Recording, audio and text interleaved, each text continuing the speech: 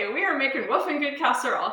Woofin good casserole is like probably one of the best things ever for quick and easy dinner. So when you need something quick and easy, you only need a couple ingredients in your pantry. You need macaroni. Mine's already been cooked. And so to cook macaroni, don't forget you use boiling water, and you're just going to put your macaroni in the boiling water. You're going to cook it until the macaroni is al dente. In other words, it's firm to the tooth. And then you're going to drain it. Okay, so that's what I already did. Here's my macaroni. I cooked it about an hour ago. I'm gonna pop that in there. Whoops, maybe I should have rinsed it. That's all good. Anyway, and it's okay if I touch the food because it's going in the oven. And so it's not 100% done, it's probably 90% done. So I'll set that aside. And then my next ingredient is a can of chili. So whatever kind of chili delights you, that's what you use. And so this recipe sounds kind of weird because why would anyone call it food Woofin good? I mean, come on, get real. Well, these boys in my class about, I don't want to tell you what year, but it was like my second year teaching. They were like, are we ever going to make Woofin good casserole? And I'm like, I don't even have a clue what you're talking about. And they're like, Woofin good casserole. I'm like, bring me the recipe and we'll talk about it. And so they brought me the recipe for Woofin good casserole.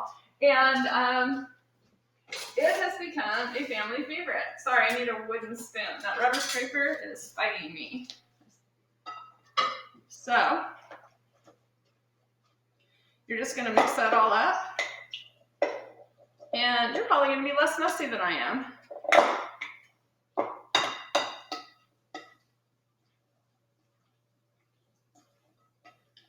And so you just mix it till it's well blended. If there's chunks of macaroni, you just smash them down gently.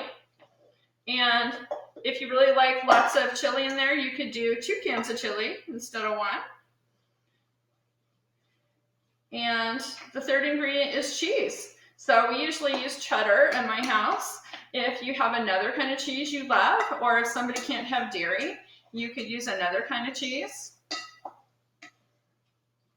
I feel kind of lame even teaching you this, but it's so funny because the very end of the semester is always Mrs. Boyden's quick and easy dinner ideas. And so I'm always trying to think of what does my family actually eat sometimes that is quick and easy that you could make as well. And so now we've got our mixture like that. It's all together. That wasn't very hard. And usually you're going to put it like in a 9x13 pan or a rectangular pan like that. You want lots of surface area so you can get lots of cheese on there.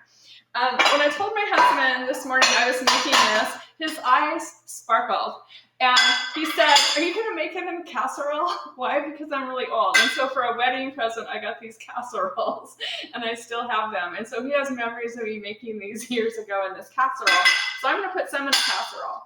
Now, the only person in my house that eats this is my husband because I can't have beans, and I can't have cheese, and I can't have noodles. So the other part I'm going to put in a bread pan, and I'm going to freeze it so that way he can eat it later. Because really, there's no reason for him to be eating this casserole for a whole week. He'll be eating it for a few days, but it's going to go. There's a lot there.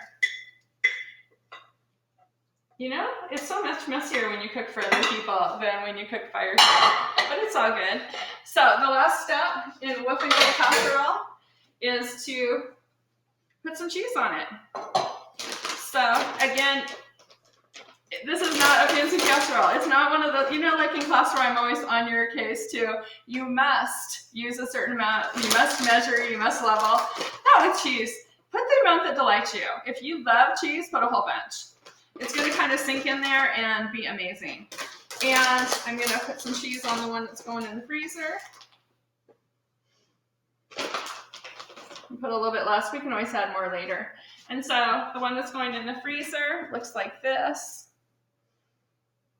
And the other one I made a little cheesier because it's also deep. I usually prefer to make it not so deep. But again, you know, it's whatever delights your audience. So I'm going to cover both pans with foil, and the one that's going in the oven is going in at 375 degrees until it's heated to what temperature?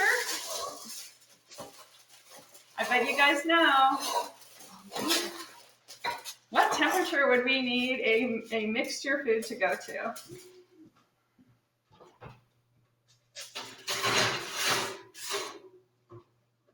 Well, I'm reading your mind. It must be 165 degrees. So we're cooking it to 165 degrees.